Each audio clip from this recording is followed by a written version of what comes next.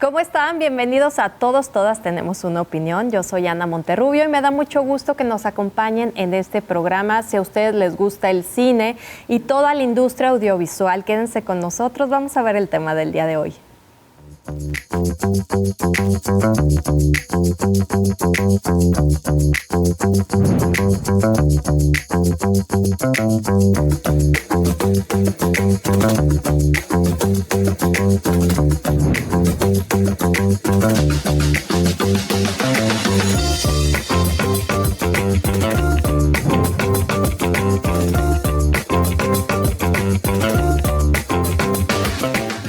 Y les recuerdo que pueden escribirnos y contactarnos en nuestras redes, @JaliscoTV y @NotiJaliscoTV. Transmitimos por el 17.1, televisión local y por supuesto todos los sistemas de cable. Este programa lo hacemos en coproducción con Canacine Jalisco y Jalisco TV para todos los amantes del cine. Y el día de hoy, como vimos el tema, es muy importante también platicar con nuevos cineastas, las visiones, las nuevas generaciones, ¿no? Porque muchas veces estamos siempre yendo a nuestra historia, qué se está haciendo, qué se hizo, pero qué es lo que viene, esta visión fresca. Y para este tema del día de hoy, invité a dos grandes cineastas también, queridos, admirados, y quiero darle la bienvenida a estos dos cineastas, a Juan Carlos Palazuelos.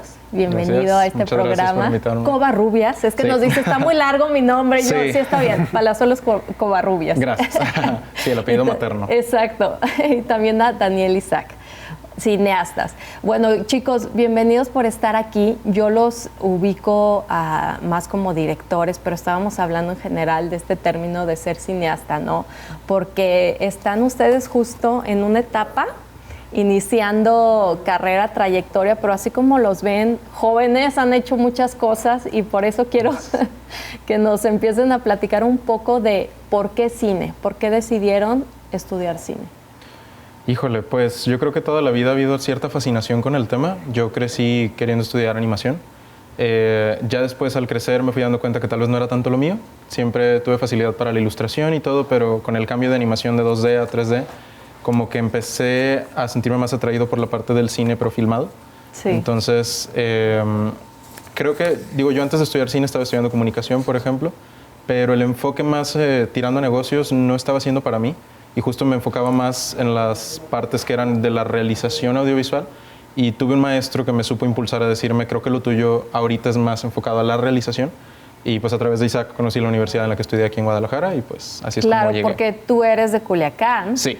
Entonces, ¿empezaste allá? Allá empecé la carrera de comunicación, okay. Que de hecho ni siquiera estaba completa esa carrera allá, menos cine.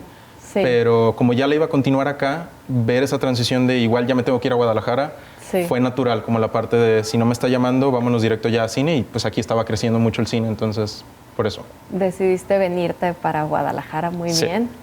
¿Y tú, Isaac, cuéntanos? Pues, creo que fue más bien una decisión de último momento. En un inicio quería estudiar para ser chef de toda la infancia y adolescencia. Cuando estaba en la preparatoria me había enfocado más pensando en que quería ser arquitecto, y hice el bachillerato con carrera técnica en diseño gráfico. Y estando ahí en la preparatoria conocí a un grupo de amigos que ellos tenían planeado estudiar cine en la Universidad de Guadalajara. Me empezaron a contar más sobre cómo era la carrera y así, y siempre me ha gustado mucho el cine desde que tengo memoria. Mi hermano en un momento quería ser cineasta, entonces siempre fue como un gusto como familiar el hecho de poder ir al cine, ir los domingos al tianguis a comprar películas. En eso iba nuestros domingos. Y bueno, en la preparatoria me invitaron a participar en un cortometraje que nunca se hizo, pero el hecho de verme involucrado en una preproducción que ni siquiera tuvo frutos, sí. Me empezó a interesar cada vez más. Tomé un diplomado de guión y dije, esto es lo mío, es lo que quiero hacer. Ok, entonces, bueno, esa es la decisión. Ahora, para que nos platiquen, ¿cómo es todo este tema, el programa de una carrera de cine? ¿Es cinematografía? ¿Es producción? ¿Cómo es la carrera? Porque los dos tú estás por salir, Juan Carlos, ya con titulación, que ahorita hablaremos del trabajo que estás haciendo para titulación increíble. Tú, Isaac, acabas también ya de salir. Ya tengo tiempo. de titularte. Ya tienes tiempo. Sí. Es que los veo muy jóvenes. Gracias. Igualmente. Del CAD, a los dos. Sí. Sí. Entonces, ¿cómo es? ¿Qué es lo que se ve ahí en general en la carrera? Pues Bueno, es en primera aquí en la universidad donde estuvimos nosotros, en el CAF, digamos que es medios audiovisuales como con un enfoque a realización en cine digital, porque también está esta cuestión como de diferenciar cine digital y cine con filme, ¿no? Sí. Y, digamos que, por ejemplo, en la UDG ¿Sí practican con filme? ¿Sí practican? Nosotros en la carrera en la universidad donde estuvimos no. Tengo entendido que en la UDG sí llegan a utilizar filme para realizar una producción. Sí. Pero no, acá es completamente digital. Y básicamente te enseñan, digamos, de todos los rubros que hay para crear una producción audiovisual, guión, fotografía, sonido, dirección de arte, también diseño de producción, dirección de actores, etcétera, etcétera. Vas sí, creo que pasando es, como por todo. Sí, exacto. Sí. Es un poquito de todo. Al inicio es tronco común, entonces como Sí. que está diseñado para que encuentres más o menos para qué área estás tirando tú cuando recién entras. Y una vez que ya lo encuentras, digamos que de alguna manera se acomodan las clases un poco para que puedas enfocarte más en esa área, pero a fin de cuentas tienes que conocer cómo funcionan todos los departamentos. Entonces, Sí. habrá quien diga, yo la verdad no quiero dirigir, pero aún así le van a dar dirección de actores. Entonces, ¿Cómo es encontrar ese proceso? O sea, ¿cómo fue tú? Yo te conocí como director. sí. ¿Cómo es ese proceso justo de tantos puestos que hay? Dirigirte o saber que vas hacia algo en específico cuando todavía no lo tienes claro. Creo que es un poquito de cuando estamos haciendo los primeros proyectos que pone la universidad. Como realmente nadie trae experiencia o a lo mucho traes cosas muy casuales, que con unos amigos grabamos algo o así, casi siempre es pues casi un volado a veces, ¿no? Como, a ver, vamos turnándonos, no sé, esta vez a mí me tocó arte, pero a la siguiente a mí me va a tocar sonido, aunque no sepa nada o no me interese. Y con eso uno va pudiendo como reforzar lo de que, mira, creí que no me iba a gustar sonido y en efecto no me interesó tanto. O mira, creí que no me iba a encantar arte, pero me gustó. Y entonces ya que empiezas a encontrar eso, luego una parte que para mí se me hace muy importante es el encontrar a amigos, compañeros con los que vas a poder estar haciendo tu equipo principal, no tan Sí. cerrado, pero como tu familia, digamos, un poquito. Claro. Y es encontrar pues gente con la que seas compatible, pero que de hecho tenga áreas que a lo mejor no son tu fuerte. Por ejemplo, yo sé que en mi caso muy particular me puede interesar el sonido desde la parte de dirección, cómo Sí. construir con el sonido, pero a nivel técnico no es lo mío. Entonces Ok. fue importante encontrar a alguien que sí se interesara en esa parte y como que al reforzar todo eso vas distinguiendo, como digamos al separarlo, ¿no? O sea, ya descubrí qué es lo que no me gusta, creo que esto sí, ahora déjame lo sigo explorando. Entonces, en vez de Ok. seguir haciendo el volado, más bien luchas un poquito por mantener el puesto que quieres tener. ¿En qué momento tú supiste que ibas a dirección? Yo creo que entre el primero y el segundo cuatrimestre, o sea, relativamente rápido, porque sí sabía que había áreas que me podían llamar mucho la atención, como diseño de producción, pero no sabía hasta que nos tocó hacer el primer proyecto por qué realmente me interesaban. O sea, no era nada más pues porque me gusten las artesanías o las manualidades o algo, sino porque era el cómo contar algo con eso. A diferencia de otra gente que le gusta más la parte de ejecutar esa visión. Exacto. Entonces, cuando yo veo que lo que me llamó la atención fue definir la visión a través de esa área, fue que los mismos maestros me iban diciendo, creo que más bien lo que quieres es contar algo con esa área. Ya. Entonces, ahí fue donde me fueron como encaminando. Y luego también el guión. Cuando yo desde el primer proyecto veo que me llamó mucho la atención formar parte de la escritura de esos guiones, aunque estuvieran chiquitos o Sí. no tuviéramos experiencia, pero ya desde ahí fue que dije, no, creo que sí quiero contar historias. Entonces, Claro. pues rápido me aventé a eso. Muy bien. Tú también hablabas, Isaac, de en una primera instancia te metiste a guión. ¿Por dónde va tu camino más? ¿En producción? ¿Como escritor? Pues yo entré a la carrera con la mentalidad de enfocarme en guión, y hasta la fecha es lo que más me gusta hacer. Casi todo lo que enfoqué en cuestión de práctica y estudios también extracurriculares fue a escritura creativa. Pero también dentro de la carrera, ahora sí como comentó Juan, que entras, digamos, sin experiencia y no esperas qué es lo que va a suceder estando ya en la carrera y donde se ofrecen como las oportunidades de participar en esos diferentes departamentos, te das cuenta dónde tienes tus fuertes y también dónde hay un gusto que a lo mejor no hubieras considerado antes, ¿no? En este caso también con el departamento de arte, como darte cuenta de que me gusta esto, ¿no? Me gusta la cuestión de estar presente en el set y ayudar a contar la historia a través del decorado, de los props, el color, etcétera, etcétera, ¿no? Entonces, en lo personal, digamos que mi enfoque desde que entré, que sabía que me gustaba escribir, era ese, pero también fue mediante iba avanzando en la carrera que me di cuenta que me gustaba dirigir, que me gustaba estar en la cuestión de arte, y que también, o sea, te puede gustar como diferentes áreas, pero pues es donde están los fuertes, ¿no? También podría decir que me gusta la cuestión de foto, pero la parte técnica sé que le batallo y que hay más que aprender, etcétera, etcétera. Claro, bueno, pero es muy importante también para ustedes en el enfocarse específicamente, o sea, lo más temprano que puedan hacia un área. Sería lo ideal, siento que es algo que yo pudiera recomendar que se haga, o sea, alguien que esté estudiando esto, no te pasa nada realmente si no lo haces, pero puedes ganar muchos puntos extra, por así decirlo. No me refiero a académicos, sino como de experiencia. Sí. Porque una vez que identificas para qué áreas vas, que recomiendo que no sea nomás una, recomiendo tener unas 3, si se puede, pero más las ejercitas y con un enfoque más logras como sentir que ese músculo se agranda.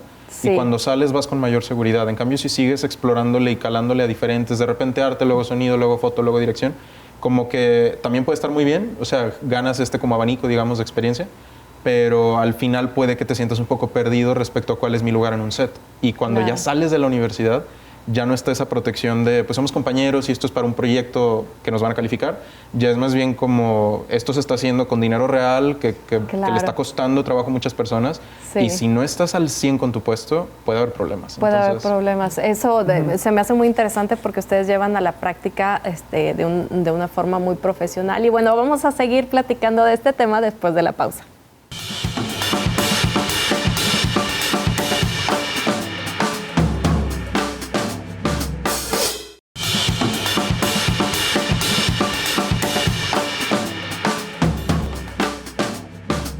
Y regresamos a Todos, Todas Tenemos una Opinión. Estamos hablando con Juan Carlos y con Isaac de esta nueva visión, nuevas generaciones de cineastas. Estamos hablando de la carrera, ¿no? Del proceso, de un poco de cómo están ahorita los programas.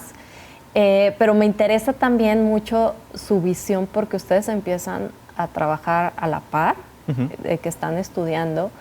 ¿Dónde empiezan? ¿Cuáles son sus primeras experiencias ya formales dentro de la industria? Pues que será a través de lo de tu empresa, la empresa en la que trabajabas. Sí, digamos, la experiencia directa como la cuestión de crear cine, inició dentro de la universidad participando en cortometrajes que habían de otros compañeros de generaciones más adelante o de nuestra misma generación. En lo mismo, entrando como asistente o participando en diferentes departamentos donde crees que puedas tener como la oportunidad de crecer en experiencia, ¿no? Yo, digo, no me interesaba tanto, pero en el momento dije creo que era importante aprender sobre la cuestión de producción y estuve participando como asistente de productor en unos videoclips y también en unos cortometrajes donde me estaban invitando principalmente para apoyo al productor principal, manejar a los extras, checar que los actores tengan lo que necesitan, ser runner de, necesitamos conseguir tal y tal y tal memoria y así, correr, comprar, etcétera, ¿no? Ya cuando me gradué de la carrera, creo que la experiencia que muchos van a tener saliendo de estudiar cine va a ser participar en hacer publicidad. Creo que es como el área donde hay mayor oportunidad para... Hay más movimiento, ¿no? Sí. Sí, y es muy buena experiencia. O sea, también la publicidad, hablando del medio audiovisual, deja mucha experiencia, todo es más rápido, ¿no? Lo quieren para ayer. Sí. Todo estamos tarde, ¿no? Siempre. Sí, aprendes mucho a negociar. Exacto, y a negociar. Es justo lo que yo creo que ese tipo de cosas no las puedes ver por más que estés estudiando, ¿no? Sí. Y creo que en este tipo de experiencias, no sé, alguna experiencia que te haya tocado a ti de las primeras que hayas tenido, ya sea en audiovisual para comerciales o algo, que hayas dicho, híjole, ahora sí, o sea, esto sí no lo veía ni venir poquito. Porque también hay lenguaje, o sea, que a veces no te enseñan en la escuela, desde cómo se llaman las cosas, ¿no? Sí, es importante. No sé, algo que tú digas, es que sí falta en la escuela que se enseñe esto. Sí. Creo yo que de experiencia en lo que tuve de chamba saliendo Sí. de la universidad fue más en el área de preproducción, donde me encargaba de hacer como storyboard y guión para unos spots para una marca de indumentaria deportiva. Sí puedes decir, no pasa nada. Sí, sí. Y creo que sí estaba esa parte como de, libertad creativa, ¿no? Y empezaba como Sí. de que, ¿qué tal esto y esto y esto? Y en el momento del equipo era como, no, espérate, o sea, tenemos que contar con cierto tiempo, tiene que aparecer aquí el logo, tenemos que seguir como todos estos parámetros que son importantes porque aquí tenemos un cliente y se tiene que vender la marca, ¿no? Ok. Entonces, en esta parte como de llevar la área creativa hacia el también entender a la visión de un cliente y a veces donde puede chocar como esa Ok. cuestión. Pero el área creativa, pero personalizada al gusto de ese exacto. cliente. O sea, Sí. no es realmente esa libertad creativa para No, ti. ajá. Sí. Es más bien aprender a acomodarte y resolver el cómo vender, cómo dar un mensaje que quiere alguien más, ¿no? O sea, tú tienes que ser, digamos, ese traductor. Y Claro. pues que hay reglas que tienes que cumplir para poder lograrlo, ¿no? Sí. Y pues es un reto, pero también es un ejercicio que, en mi opinión, me da experiencia de, no sé, el hacer un spot para la colección de Navidad, a la colección de damas para hacer yoga. Sí. Era como muy distinto la ambientación y todo, entonces era este ejercicio de cómo nos mantenemos con la misma marca, pero vendiendo dos ideas distintas, ¿no? Claro. Sí, pues es un lenguaje totalmente que se lleva a cabo ya en la práctica. Y tú lo acabas de mencionar también, vender. ¿Por qué dices vender?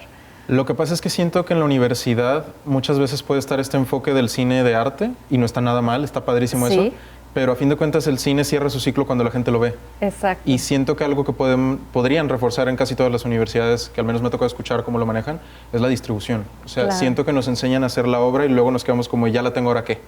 Y sí es muy importante saber tener toda la parte de la integridad Claro. artística y justo lo que decías tú de poder traducir una visión, que en este caso sería de dirección o de guionismo, a la hora de producirlo.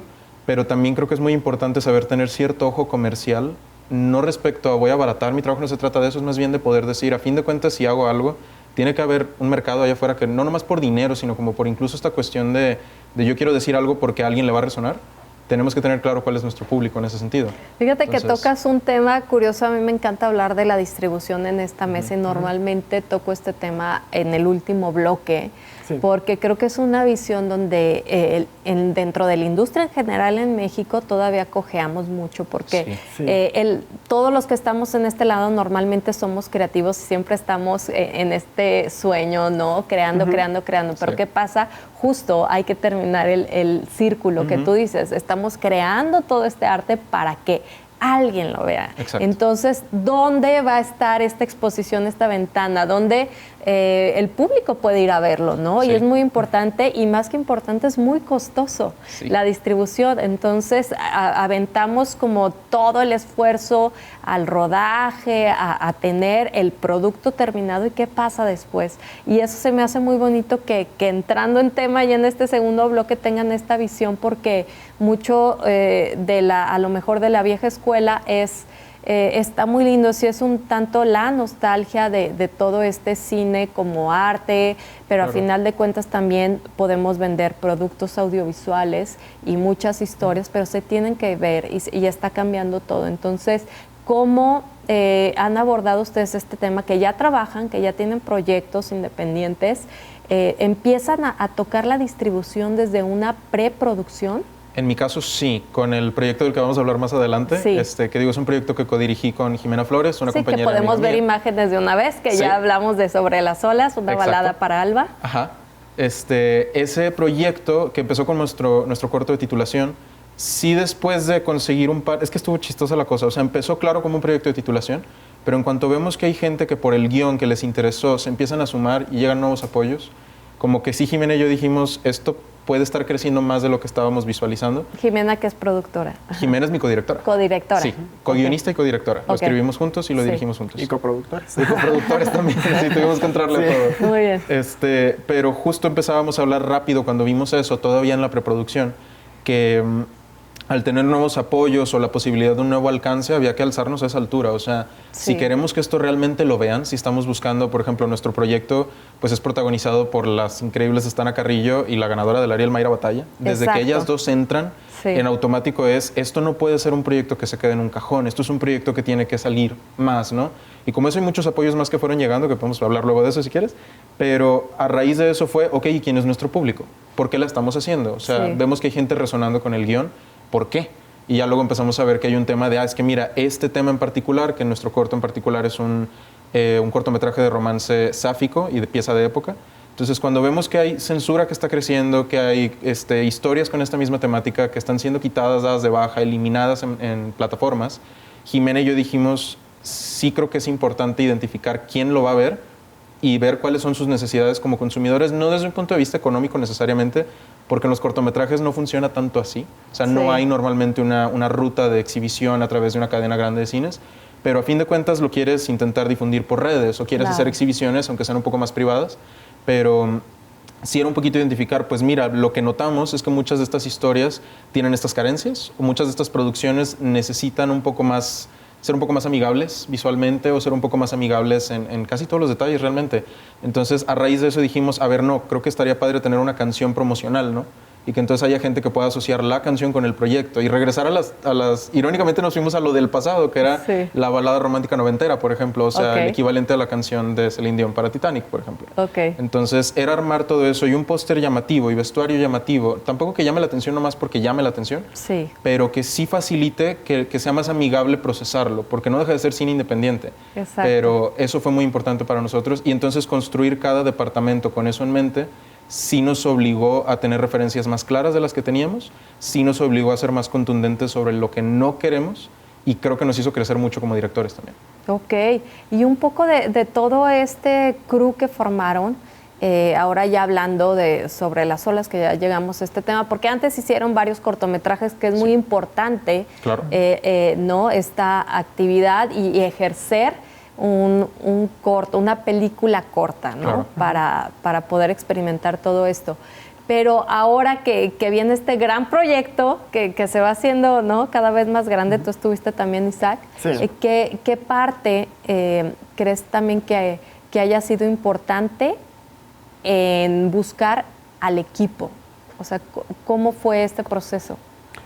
Pues yo no estuve, digamos, tan metido en el área de producción o con un puesto como tal al Sí. inicio del proyecto con Juan. Yo estuve como un apoyo creativo en un momento por separado, Ah, pero sí. mediante iba entrando lo que podía ver, digamos, como en tercera persona, veía esta parte de buscar gente que en primera le interesara realmente el proyecto, ¿no? Sí. O sea, participar con gente que lo está haciendo solo por la experiencia.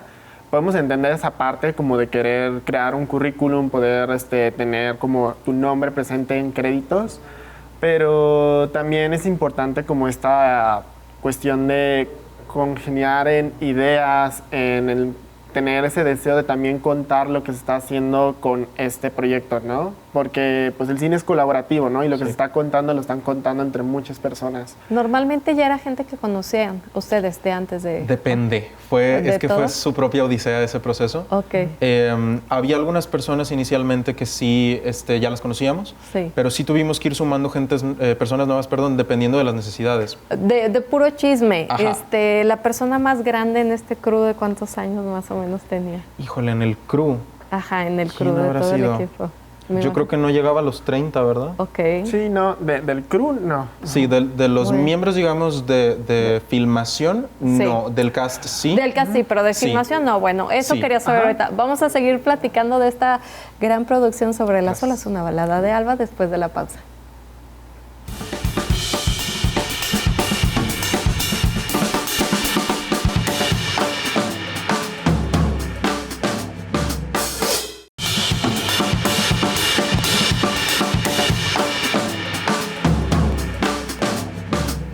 Regresamos a todos, todas tenemos una opinión. Estamos hablando de hacer cortometrajes ya a nivel profesional. Se me hace tan importante justo la película corta, porque todos los grandes cineastas han empezado por ahí. Claro. Ustedes ya tienen experiencia haciéndolo. Estamos hablando especialmente del proyecto de titulación sobre las olas. ¿Una balada es para o de Alba? De Alba, la balada de Alba. La balada de Alba. ¿Cómo se vuelve también un proyecto muy grande y por qué no? Si tú ya vas a hacer una inversión, claro. Buscar y no limitarte. Estás trabajando con actores, están trabajando porque estás con actores de primer nivel. Estamos hablando de Mayra Batalla, ganadora del Ariel, están Ana Carrillo, Angélica Aragón. No hay una limitación, o sea, ¿cómo llega? O sea, me gustaría un poquito, porque me encanta tu visión. Yo conozco a Juan Carlos desde que estaba estudiando y sí veía algo en ti como no hay límite, ¿no? Y como que tienes muy fija esa visión de quiero esto y lo tienes muy claro. A lo mejor no todos somos tan claros con nuestras metas, pero no fue una limitación querer hacerlo con lo mejor, ¿no? Sí. ¿Y cómo fue ese proceso de encontrar y llegar a tener estos grandes actores? Pues directamente el contacto con los actores fue bastante no ortodoxo en algunas cosas. O sea, había por ahí un conocido que podíamos tener en común con algunos de estos actores y a través de él podíamos contactarlos, pero digamos que siempre fue dada la, voy a decir, falta de experiencia, y no refiriéndome a que no hayamos grabado nada, sino no habíamos grabado algo de este nivel. Sí. No había esta facilidad para alguien más grande interceder por nosotros, entonces era, pues confío en ti, te pongo en contacto con, pero tú ahí te las ves, o sea, tú ves cómo le haces. Entonces sí fue un ejercicio muy fuerte de, tengo que saber ser humilde, Jimena y yo, pues de que seguimos estudiando ahora para titulación, no deja de ser un proyecto de titulación, pero sí mostrarles esa hambre de verdad quiero contar algo que creo que es importante y que aparte creo que es creativo en cómo se dice, pero también de poderme mostrar como alzarme a la altura de ese reto, ¿no? Claro. Entonces, más de una vez sí se nos llegó a decir que en parte algo como de lo que abrió la puerta fue decir, se me hizo curioso que te animaras a buscarme así, pero como lo hiciste se me hizo interesante escucharte. Entonces, eso fue un aprendizaje fuerte de esa parte. Y yo hablando desde un punto de actriz también, un gancho muy grande yo creo que es al leer un guión, que dices, yo quiero hacerlo, o sea, y ya no es como, ¿cuánto me vas a pagar? Claro. No, es yo quiero hacerlo. ¿Se puede contar un poquito, a lo mejor, de qué va el guión o la historia un poquito? Sí, la historia está ambientada en las playas de Sinaloa en 1897, durante el Porfiriato. El género del corto es principalmente un romance LGBT. Entonces elegimos ese lugar y esa fecha, principalmente porque durante el Porfiriato fue el periodo de mayor persecución para esta comunidad en la historia de nuestro país. Y bien inspirada de historias que nos contaban nuestras abuelas, no tanto la parte LGBT, sino la parte de lo que era sentirse una mujer en esa, no directamente en esa época, pero en un México de los años 50, 40, y sentir esa parte como de, tengo hambre de más y no puedo más, o sea, quiero algo más. Entonces, en nuestro caso muy particular, tuvimos mucha suerte de tener abuelas que digamos que se aseguraron de sembrar, yo así lo digo, ¿no? Sembraron rebeldía, es la forma en la que yo lo digo en la familia, de esta parte de si yo en algo me tuve que conformar, voy a garantizar que tú no tengas que hacerlo.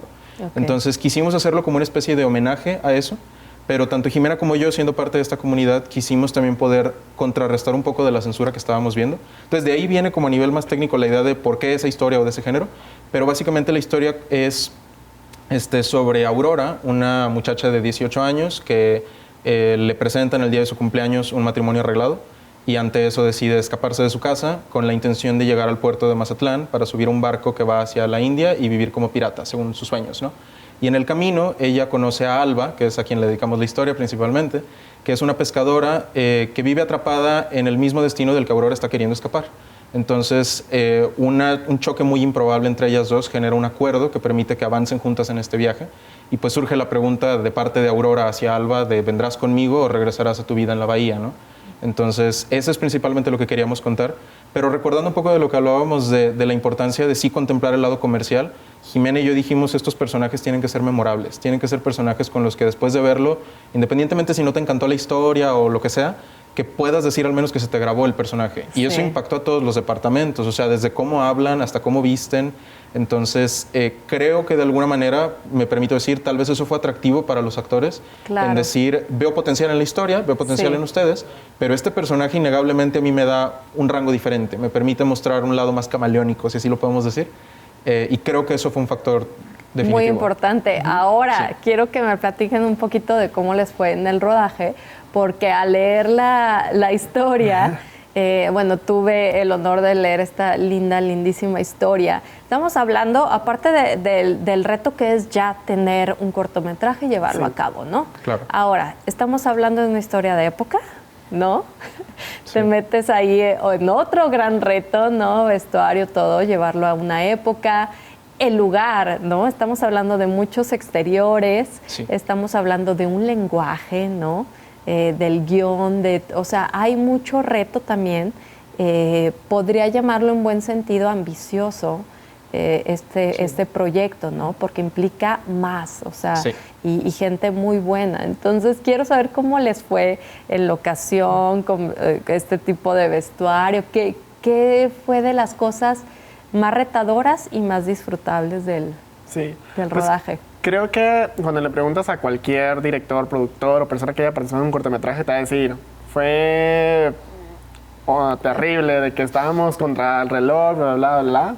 Y esta parte de que entre más ambicioso el proyecto, siento yo que es cada vez más grande el reto de cumplir cuestiones de tiempo, de conseguir la cuestión del dinero, patrocinios, incentivos, becas.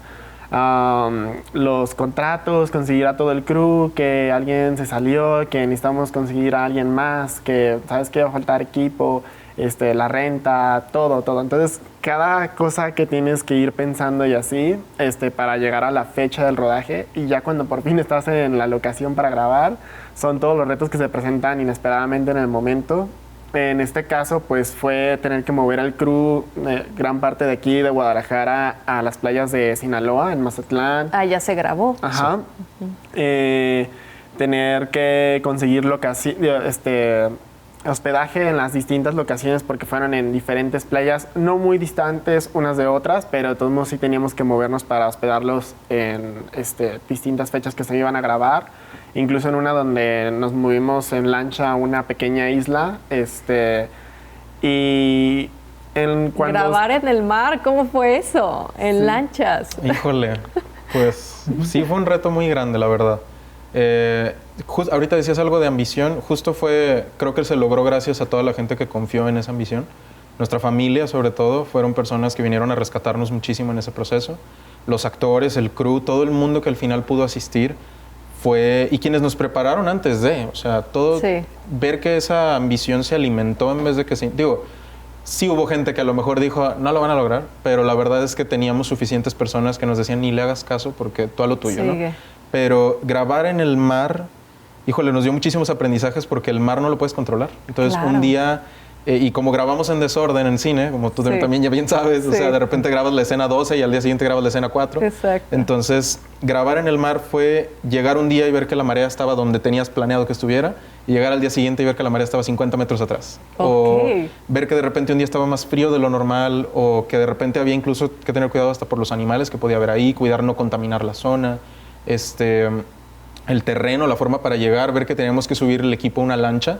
Hubo gente que rápido dijo, estás loco, no puedes hacer eso. O sea, es poner en riesgo muchas cosas. Sí. Pero pues fue mucho innovar, mucho en el momento como resolver cómo transporto un bote en el que caben 2 mujeres y lo subimos a una lancha de motor para llevarlo a la isla y luego bajar el Ok. botecito, cosas así.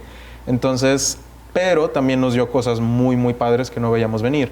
De repente la fauna hacía cosas que, o sea, por ejemplo, Increíbles. estamos en una escena de mucho drama emocional y empiezan a volar pájaros y se levantan Wow. o el viento en el momento ideal de repente hace lo suyo.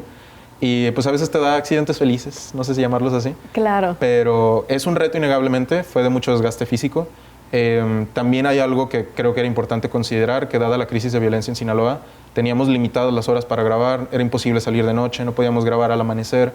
Entonces, tener esas cosas en contra también ponía de alguna manera en cierto estrés diferente a todos, ¿no? Como un enfoque Sí. muy particular de tenemos que lograrlo, pero también como una parte de ti está enfocada en protegerte hasta cierto punto. Sí. Que cuidamos, por supuesto, ir a lugares pues donde supiéramos que hubiera presencia de gobierno, que hubiera como más cuidado, ¿no? No irnos a zonas que supiéramos eran más peligrosas, pero sí fue algo que definitivamente afectó. Y también algo que creo que a nivel creativo fue importante es que elegir locaciones que fueran espacios abiertos, que no fueran interiores, fue una forma de contar con el paisaje, o sea, aprovecharlo para la narrativa y contrarrestar el gasto económico que conlleva ambientar interiores. Sí, Entonces fue como un arma ¿qué digo? Fue como dos pájaros de un tiro con eso, de la parte de no puedo tener el dinero ahorita para un interior complejo, sí. ¿Cómo puedo usar el mar para contar la historia? Entonces, si se enojan, te vas a un mar con olas muy fuertes. Okay. Si quieres calma, te vas a una bahía. Si quieres que todo esté en riesgo, las pones en un risco enfrente del mar o cosas así. Claro. Entonces, eso estuvo interesante. Y no, es que sí recuerdo que había muchos retos aquí, pero algo que se me hizo muy bonito también en cuanto a apoyos que consiguieron, porque también sé que es inversión privada, pero... Sí, claro.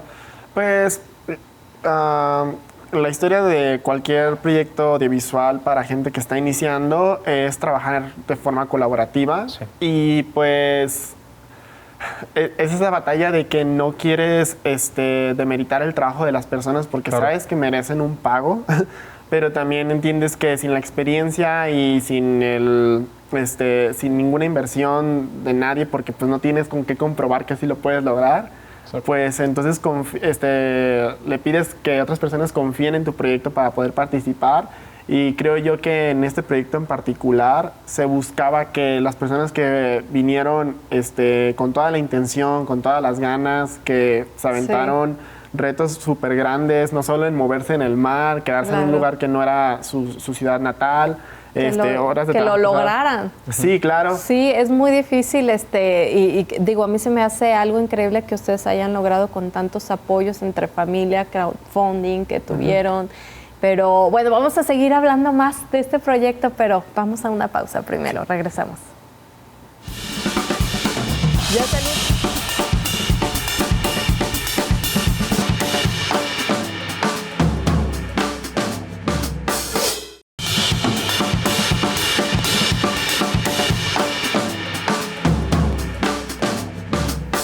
Y regresamos a esta mesa de diálogo, estamos hablando de cortometrajes, de todo el proceso que es llevar un proyecto a cabo. Y ahora, una vez realizado y que ya tienes el producto, también qué importante es la visión de a dónde lo quiero llevar, ¿no? Porque muchas veces los largometrajes a lo mejor están vistos más hacia la venta y todo esto, ¿no?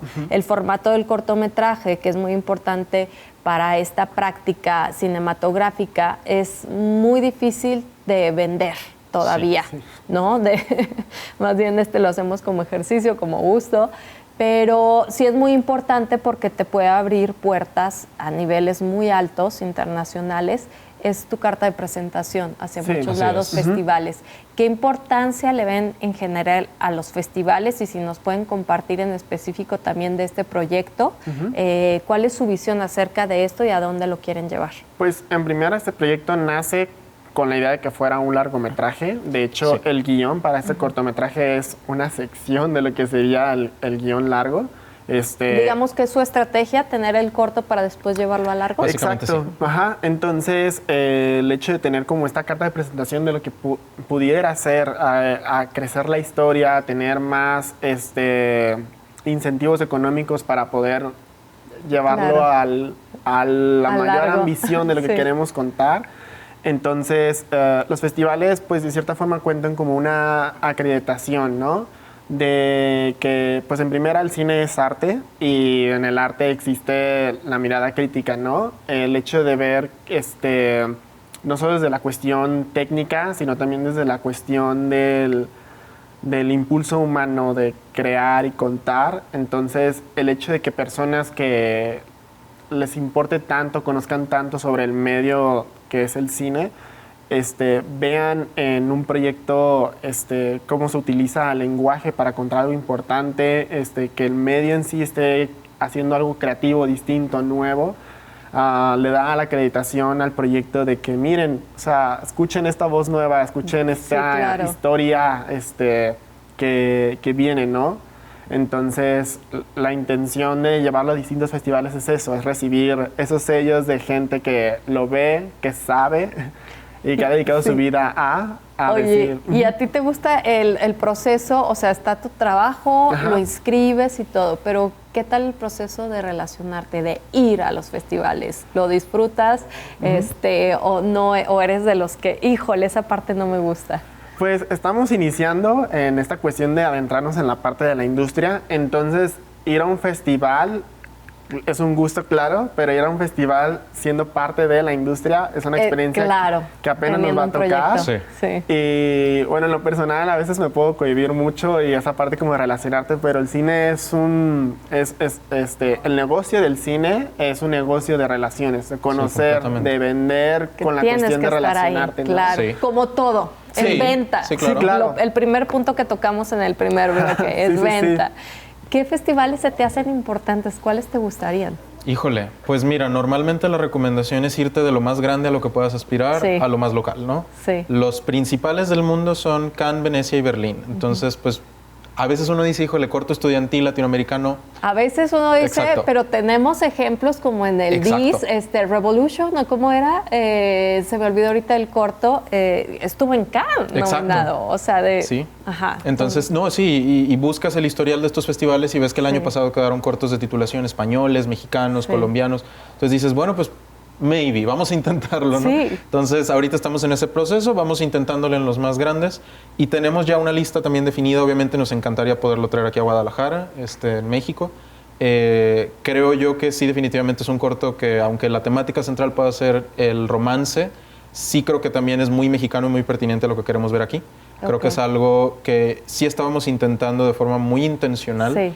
tratar de que se sintiera como una voz fresca sobre este tema. Sí. Entonces, sí, definitivamente parte muy grande de nuestra planeación para darle difusiones a través de México, es tratar de llevarlo lo más lejos que Claro. podamos aquí A adentro. ver, acabas de tocar un tema que me gustaría saber en su visión. ¿Qué hace falta? ¿Qué les gustaría ver en historias, en el cine mexicano? ¿Qué dicen? Híjole, ya estoy, ya estuvo, o sea, hacen falta más historias de... Sí. Creo que está la cuestión de diversificar. Sí. Siento yo que creo que hay como esta concepción de, el cine mexicano solo son comedias románticas y todas malas, etcétera, ¿no? Pero yo creo que el problema no está en que sea una comedia romántica, es en la cuestión de permitirle a los autores traer ideas disruptivas, nuevas, diferentes, incluso dentro del mismo medio. Y después está la cuestión de que las productoras, las distribuidoras permitan que estas historias se vendan como esta pieza única, diferente. Porque vas al cine y parece que la película nueva mexicana de romance se está vendiendo igual que la anterior. Y dices, pues, ¿cuál es la diferencia, no? Entonces, falta que se venda, que se muestre la voz del autor, la presencia de lo que hace distinta esta pieza a las anteriores, para que la gente, siento yo, se pueda interesar por ir y conocer eso, ¿no? Sí. Sí. Siento que hay que recuperar la confianza del espectador mexicano, porque siento que gran parte de lo que tiene ahí algo que ver es, de nuevo, el marketing. A lo mejor estoy sonando muy frío con eso, No, pero... no, es que pero- yo estoy muy de acuerdo con eso. Creo ¿Sí? que es un buen punto. Es que siento yo que la forma en la que vendes la película, claro que te afecta. O sea, por ejemplo, yo algo en lo que me he enfocado mucho es en el diseño de pósters. Entonces, hay veces que es innegable que tu primer contacto con una película puede ser el póster. Entonces, ya desde ahí tienes que cuidar qué necesidades tiene la gente, Claro. a qué responden bien y a qué no, de qué ya se hartaron. Y seguir usando tendencias que ya la gente te está gritando que quieren que las dejes y que se sigan usando, pues lo único que provoca es que la gente en automático no quiera ver la película. O al menos no si estás eligiendo, estás en el cine, no sabes qué ver, ¿no? Siento yo que también algo que falta es poder permitirnos sentir, o sea, al momento de escribir y de dirigir y de planear una película, permitirnos que los personajes expresen emoción, o sea, no nada más quedarnos en... La sutileza es muy importante, no me malentiendan, pero siento que se ha perdido un poquito a veces, no siempre, la idea del permitirte que llegue un poco más allá. Y los mexicanos podemos ser medio intensos, o sea, tenemos una personalidad fuerte y que nuestro cine se contenga tanto, tal vez es la palabra correcta. Siento que muchas veces el cine mexicano se contiene emocionalmente y no está mal siempre, pero lo que a veces eso sin querer provoca es que haya personajes un poco menos memorables, más difícil que te acuerdes de ellos. ¿Hace cuánto no vemos una película mexicana que tenga un score, o sea, la música original, que la estemos tarareando en la calle o algo así? Y siento que eso es algo que ahora pasan por alto, porque dicen, no quiero que estorbe, no quiero que este elemento distraiga, no, el vestuario que no llame la atención es que distrae. Y siento que sí falta porque eso es lo que provoca estilización. Eso es lo que distingue a un cineasta, no quiero decir promedio, pero un cineasta que a lo mejor no ha trabajado tanto su propia voz, de un Almodóvar, por ejemplo, o sea, por decir algo, ¿no? Sí, sí, y conozco ejemplo. mucha gente aquí en México que tiene esa hambre y esa capacidad de estilización. Creo que estilización también es la palabra clave. Sí. Y creo que mucho viene también desde la formación. Un maestro que tuve en la universidad, recuerdo que nos dijo, podemos aprender a escribir, pero no te puedo enseñar a escribir, y creo que tiene toda la razón. Él me puede enseñar la teoría y las herramientas y todo. A fin de cuentas, él no puede hacer mi estilo, ese le tengo que encontrar yo. Pero falta, creo, más herramientas para que cada quien pueda encontrar su propio estilo y su propia voz. Y siento que eso aplica a casi todos los departamentos. Claro. ¿Qué creen que haga falta en esta industria local? O sea, ¿qué hace falta en México? O sea, aparte de todo esto, digo yo, un punto, por ejemplo, que veo mucho en profesionalización, ¿no? Que a veces empezamos a trabajar puntos muy específicos como estar dado de alta, ¿no? Poder facturar cosas un poquito, aunque parezca sencilla, pero viene una gran producción y quedas fuera. Claro, ¿Qué ven en su generación que hace falta un poco? O a veces responsabilidad. También, sí, claro. ¿No? Valores, algo. Híjole, ¿cuál pudiera ser la...? Creo que tal vez poner... Pero eso es a nivel personal. A nivel personal. Lo digo porque muchos cineastas que han tocado el tema en cuanto a la visión de generaciones es... las nuevas generaciones no quieren como ensuciarse las manos. Como que les hace falta... que es un poquito más de rudeza, ¿no? Como que quieren todo fácil. No sé cómo vean o la otra parte, trabajar con gente. Veo ese lado, sí puedo entender un poco de dónde viene. Creo que también algo que de hecho hemos hablado mucho nosotros también, es que o sea, nada es generalizado completamente, ¿no? Hay excepciones en todo. Pero las nuevas generaciones veo como que en set, por ejemplo, podemos permitirnos un poco más hablar de nuestras emociones y entonces entender el cine provoca estrés, punto, no importa de cuántos años tengas, que no sé, había tráfico para llegar, llegaste un poco tarde, aunque no fuera tu intención, ya te estresó eso, o te estresó que alguien viene tarde, o te estresó que algún cable no está funcionando, un plano no está saliendo como uno quería. Las emociones surgen, eso es innegable. El tema es qué haces con ellas. Y cuando no las procesamos y no las trabajamos o no las podemos comunicar, se empiezan a acumular y genera una energía negativa en set que se vuelve horrible. Y creo que en las nuevas generaciones veo un poco más de apertura, no sé qué tanto, al menos un poco, a poder decir, a ver, frénate, hablemos qué está pasando, ¿no? O sea, ¿qué vamos a hacer con estas emociones? Entonces, digamos que sería un poco más como para mediar este asunto, porque un tanto lo práctico en un rodaje y en este tipo de trabajos te aguantas, Exacto. ¿no? Es trabajo y lo que traigas se quedó allá, o sea, y tú sigue. Ustedes verían más como que tú puedas llegar a un set o a este trabajo que se pueda platicar, pueda haber como un ambiente un poquito más, digamos, amigable en cuanto a sensibilizar de, oye, ¿cómo estás? De cercanía, de plática, vamos a relajarnos, vamos a hacer ejercicios, porque hay rodajes, ¿no? En los que se hacen ejercicios previos, a veces ponen música, a veces bailan, se escucha chistoso, pero hay estrategias. Y digo, tampoco es detenerse a tomémonos un café ahorita que está esperando el actor y que le estamos... No, claro que no. Pero hay cosas que siento yo que sí se tienen que hablar o entender que el cine es un arte muy particular que requiere mucha sensibilidad y como es colaborativa es tu sensibilidad, la mía, la de al lado y esa sensibilidad puede chocar, innegablemente puede chocar. Entonces hay algo que hay que desarrollar ahí. Creo que es más apertura, más empatía. También, por ejemplo, digo algo que este año en particular he aprendido es que hay personas que tenemos ansiedad o depresión o trastorno límite de personalidad o algo y todo eso he visto esa hostilidad a veces que es, pues no es mi problema. Y pues bueno, no te puedo culpar si lo quieres ver, pero creo que sí he visto que hace una diferencia abismal cuando el director o los productores son conscientes de estas cosas y pueden manejar esa situación mejor a cuando dicen no es mi problema, aquí vienes a trabajar y te calmas.